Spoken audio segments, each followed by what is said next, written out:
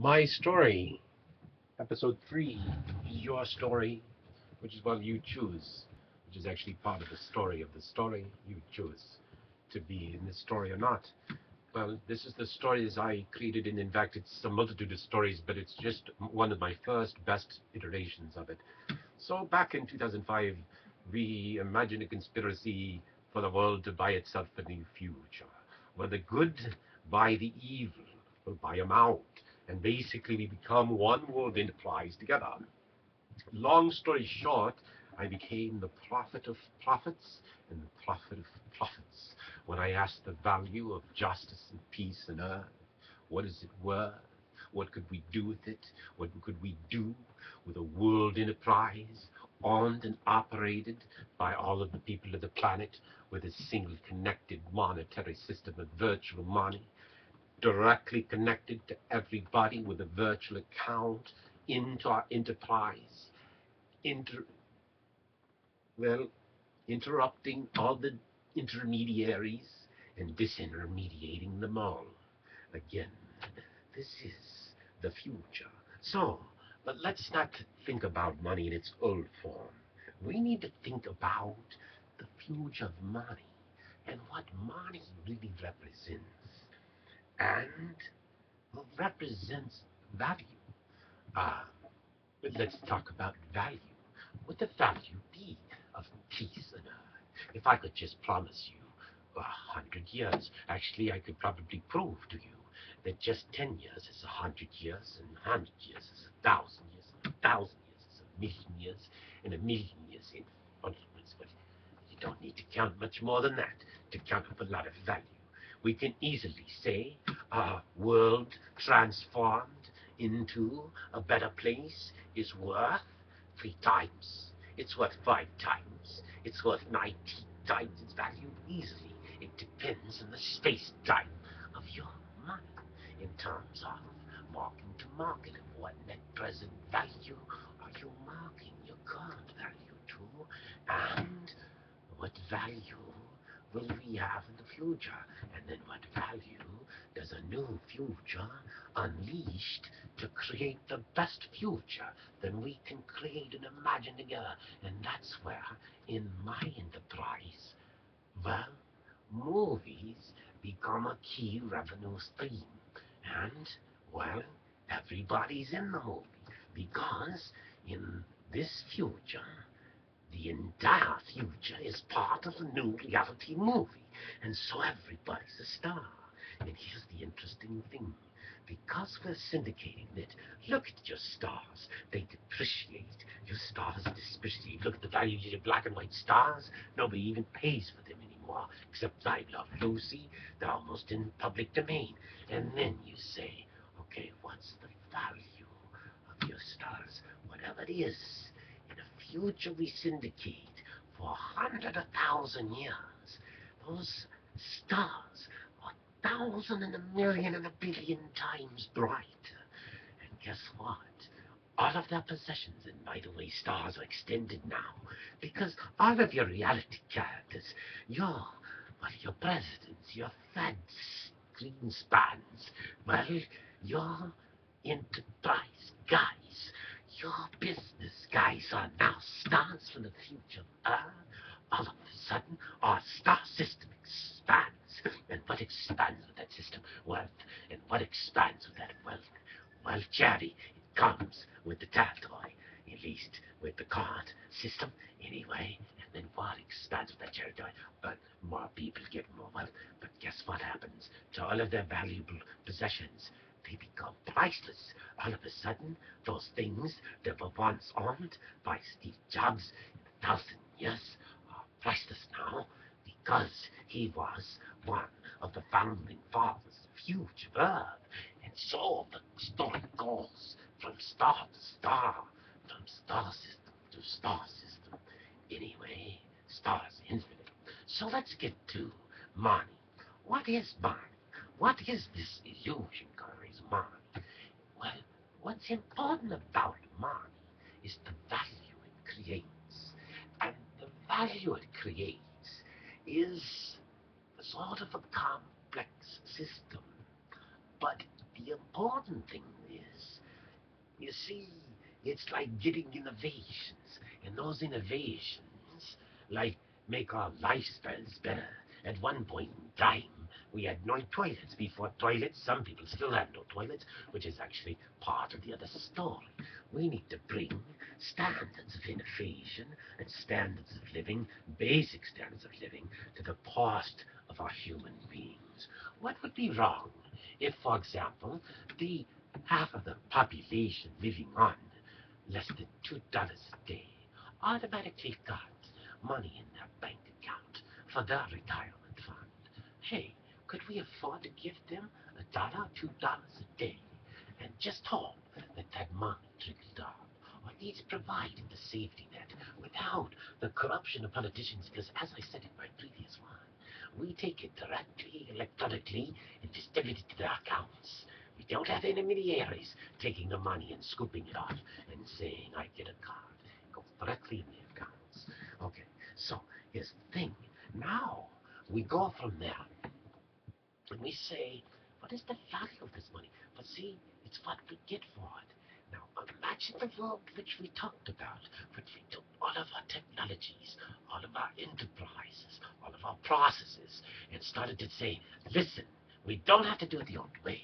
We don't have to have warring technologies and IP technologies. We own all our intellectual property. We're going to pool it. We're going to figure out a way where create our own enterprises within our enterprises that compete with each other. At the end of the day, we have better solutions, smaller numbers of better solutions, and we only provide our citizens the best solutions, and then we do it in volume. We do it in volume in competitive enterprises, but we do it in volume and we do it right. And we keep doing it faster and cheaper and faster. And guess what? As we do it faster and cheaper, the value of what we deliver to the consumer gets greater. So even if your wealth was at the steady state of where it is today, if we can advance the technologies and the innovations, well, and advance the rate of change, even beyond where it's today, you're at roadblocks created by your own economic, well, instability and your economic malaise. But if we can get that malaise out of the way, and then if you can innovate at the speed of our minds, connected across nations, across all our enterprises, not worrying about China and Russia. No, we have to merge our enterprises together. All of our enterprises work into a common enterprise to deliver the value of things to people and to create standards for people and community standards, of course, but what are those standards? We can create them together because we have the power of writing our own story of our own future together. And so then you say, how do you write that story? What is the way you do that story? Well, this is history because, okay, this is like, I don't know. Yes, I do. I don't know. Okay, I'm just going to guess. This is what I guessed. I don't know if I guessed right away, but I've guessed overnight, all over time. Over many nights of time. Okay, so the story is this, is that eventually the story gets out. The simplicity of creating this order. The story gets so logical. I could actually sort of show you the math behind it, but let's not get to it because I might get crazy with some of the numbers, 0, 1 pi and stuff like that. But if you get to the story of the history of the future of us, it's his story. And you also could say it's biblical, it's God's, but it's our story, because God's story is our story. And even if you're an atheist, if this story makes economic sense, if this is your best story, well, then you gotta think about things and you say, okay, well, I don't know. It's the bulk of the atheist story. Anyway, the point is, it's logical. Doctors found logical. If we can create a better future for our planet by writing a new future together and recreating our enterprise, why not do it? Just do it. You've heard that, right? Nike, just do it. Anyway, sorry to use your brand. Anyway, but you see, when we create a story, wouldn't bring down brands, you build them up.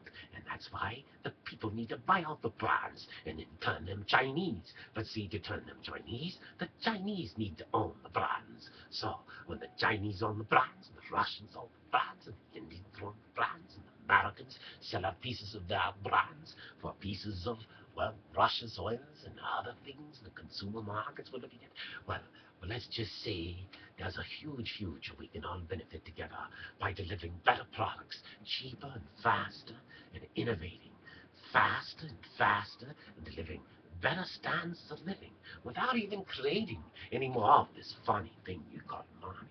But the thing is this, when you create this better world together, the rich immediately get richer. In fact, this movie gets so big because we have giant Woodstocks that we can create, and we can charge the expenses of these giant Woodstocks off as like movies that we can syndicate for the future world.